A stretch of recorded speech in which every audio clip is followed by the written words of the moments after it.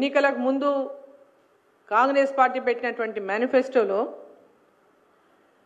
అధికారంలోకి వచ్చిన ఎంబడే డిఏలను అన్నింటి కూడా వెంబడే చెల్లిస్తామని చెప్పి వాళ్ళు హామీ ఇచ్చి అధికారంలోకి వచ్చిండ్రు. అధికారంలోకి వచ్చి దాదాపు 19 నెలలు అవుతున్నా ఒక్క డిఏ ఇస్తామని చెప్పి ప్రకటించడం మరి రాష్ట్ర ప్రభుత్వానికి సిగ్గనిపిస్తలేదా, రాష్ట్ర ముఖ్యమంత్రి గారికి సిగ్గనిపిస్తలేదా అని చెప్పి నేను ప్రశ్నిస్తా ఉన్నా.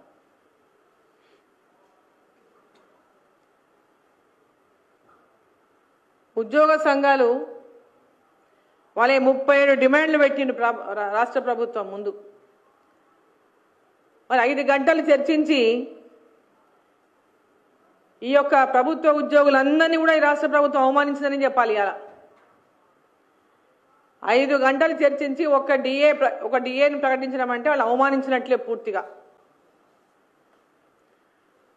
పాపం ఒకరో ఇద్దరో వాళ్ళకి పాపం దగ్గర ఉన్నటువంటి కొంతమంది ఏం చేసినాడు, ఒక డిఏకే పోయి పాలు పోస్తున్నారు. ఈ ఒక డిఏ ఇచ్చినందుకే పాలాభిషేకాలు చేస్తున్నారు. ఇది పెద్ద ఫ్యాషన్ అయిపోయింది పాలాభిషేకాలు. అది 5 డిఏలు ఇవ్వాల్సి ఉంటే ఒక డిఏ ఇస్తే వీళ్ళు పాలాభిషేకం చేస్తున్నారంటే మరి వాళ్ళు అంతా ప్రభుత్వంతో మిగతా 4 డిఏలు కూడా ఎందుకు ఇప్పియలేకపోయిన ఒక పాలాభిషేకం చేస్తే మిగతా 4 వస్తాయని చేసిండ్రు ఆ పాలాభిషేకాలు. ఓసారి పాలాభిషేకం చేసినటువంటి గతంలో కూడా ఇట్లాంటి పాలాభిషేకాలు చేసి 10 ఏళ్లు చేసి ఉద్యోగులకు ఒరిగిందేమీ లేదు.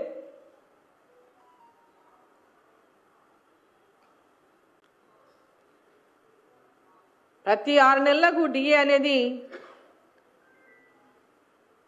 ఇవ్వాల్సిన డిఏ సమయం లోపల డిఏని చెల్లింపులు చేయాలని చెప్పి డిమాండ్ చేస్తున్నాం. తక్షణమే ఉద్యోగస్తులకు రావాల్సినటువంటి మిగతా డిఏలను కూడా వెంబడే ఈ రాష్ట్ర ప్రభుత్వం ప్రకటించాలని చెప్పి మేము డిమాండ్ చేస్తా ఉన్నాం.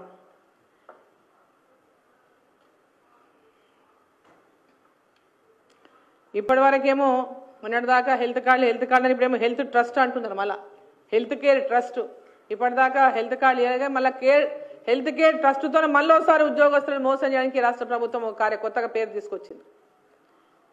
మళ్ళీసారి మోసం చేయడానికి సిద్ధమైపోయి హెల్త్ కేర్ ట్రస్ట్ అని ప్రకటించింది ఇవాళ. ఇక వీళ్ళ పరిపాలన విషయానికి వస్తే పర్సెంటేజీల పరిపాలన నడుస్తుంది తెలంగాణ రాష్ట్రంలో కాంగ్రెస్ ప్రభుత్వానికి.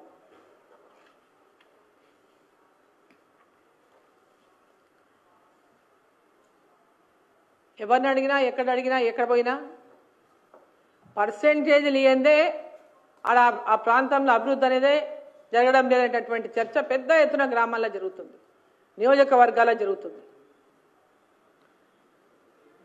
రాష్ట్ర ప్రభుత్వంలో కూడా ఏదైనా పెండింగ్ బిల్లులు రావాలంటే 30% పర్సెంటేజీలు చెల్లిస్తేనే పెండింగ్ బిల్లులు వస్తున్నాయి.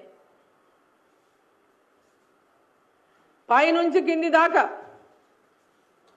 30% పర్సెంటేజీలు చెల్లించనిదే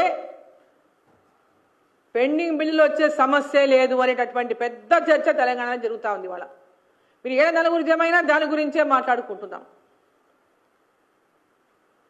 ఆర్ఆర్ ట్యాక్స్ గురించి మొట్టమొదటనే వచ్చిన కొన్నాళ్ళకే ఫేమస్ అయింది తెలంగాణ ఆర్ఆర్ ట్యాక్స్ మీద.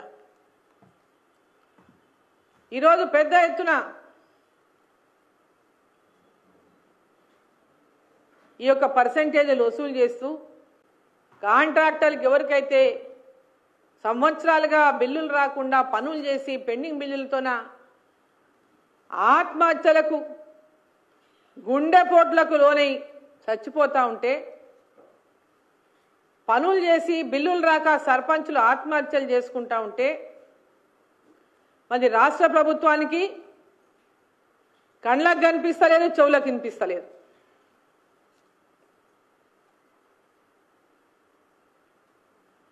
రాష్ట్రంలో మేము ఇన్ని రోడ్లు శాంక్షన్ చేసినాం, అన్ని రోడ్లు శాంక్షన్ చేసినాం, ఈ పనులు శాంక్షన్ చేసినాం, ఆ పనులు శాంక్షన్ చేసినాం అని చెప్తున్నాయి. కాగితాలకే పరిమితం. కింద ఎవరో ఒక్కరు టెండర్ వేసినటువంటి పరిస్థితి లేదు. భవనాలకు కానీ రోడ్లకు కానీ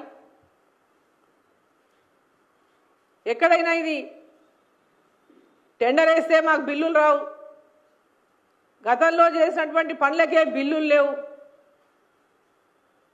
కొత్తగా టెండర్లు వేస్తే ఈ బిల్లులు రావనేటటువంటిది వాళ్ళ పెద్ద ఎత్తున కాంట్రాక్టుల అసలు ముందుకు రావడానికే సిద్ధంగా లేరు. ఇప్పుడు ఏం చేస్తున్నారు? పెద్ద పెద్దగా బయటకు వెళ్ళి పట్టుకొస్తున్నారు కాంట్రాక్టర్లను. ఎందుకంటే ఇక్కడ ఉన్నోళ్లకు పాతోళ్ళకి ఏమైనా ఉంటాయో ఇట్లా బిల్లులు ఇవ్వాలి, పైసలు పర్సెంటేజ్ ఇస్తారో ఇయ్యరో, కాబట్టి బయటకు వెళ్ళి కాంట్రాక్టర్లను తీసుకొచ్చుకొని వాళ్ళు అడిగినంత ఎస్టిమేషన్లు చేసి పెట్టించుకొని ప్యాకేజీలుగా రోడ్లను చేసి ఈరోజు వాళ్ళు అనుకున్న వాళ్లకు ఆ రోడ్లను ఇచ్చి ఎవరైతే పర్సెంటేజీలు చెల్లించే శక్తి ఉందో వాళ్ళకే రోడ్లు ఇవ్వాలని ఈరోజు రాష్ట్ర ప్రభుత్వం సిద్ధమైనట్లు ఉంది. గతంలో ఇరిగేషన్ ప్రాజెక్టులు కానీ ఇతర రోడ్ల ప్రాజెక్టులు కానీ పెద్ద రోడ్లు ఎవరు వచ్చినా పెద్ద పెద్ద కాంట్రాక్టర్లే కానీ తెలంగాణలో ఉన్నటువంటి కాంట్రాక్టర్లకు ఎవరికి కూడా ఈరోజు ఆ కాంట్రాక్టర్లు దక్కలే. చిన్న చిన్న పనులు చేసిన కాంట్రాక్టర్లకు బిల్లులు దక్కక ఇవాళ అధోగతి పాలైనటువంటి పరిస్థితి తెలంగాణలో చూస్తున్నాం. మేమే ఈరోజు చూసిన ఏదో జిల్లా ఒక ప్యాకేజీ, పార్లమెంట్ ఒక ప్యాకేజీ, మొత్తం వచ్చే 2 ఏళ్లలో రాష్ట్రంలో ఉన్నటువంటి రోడ్లన్నింటినీ కూడా ఎక్కడెక్కడ ఏ గ్రామాలకైతే రోడ్లు లేవో వాటికి అంతా కూడా నిర్మాణం చేస్తాం. చాలా సంతోషం. ఎందుకంటే రాష్ట్రంలో రోడ్ల పరిస్థితి అధ్వాన్నంగా ఉంది.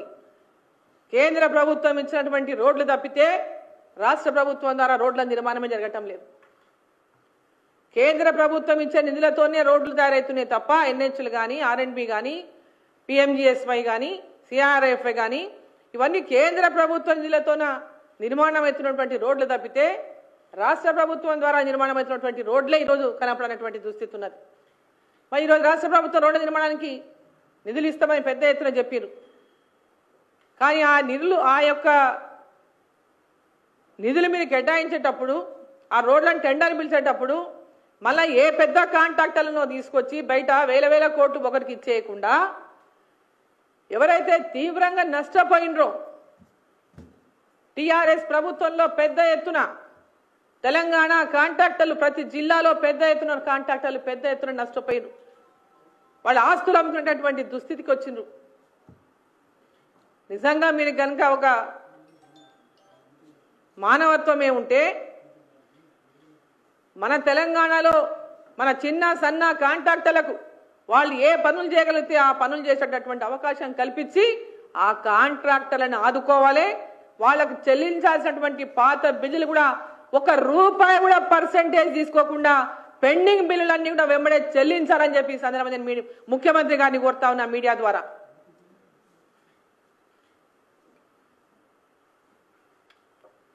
ఈరోజు పెద్ద ఎత్తున ప్రచారం జరుగుతుంది. రాష్ట్రంలో ఒక ముఖ్య నాయకుని పేరు పైనుంచి కింది దాకా పర్సెంటేజ్ల వసూలు, కుటుంబం అంతా కూడా పర్సెంటేజ్ వసూలు చేస్తున్నటువంటి పేరుంది. కేసీఆర్ని గద్దెదించిందే కుటుంబ పాలన, ఒక కుటుంబం తెలంగాణను దోచుకుంటుందని.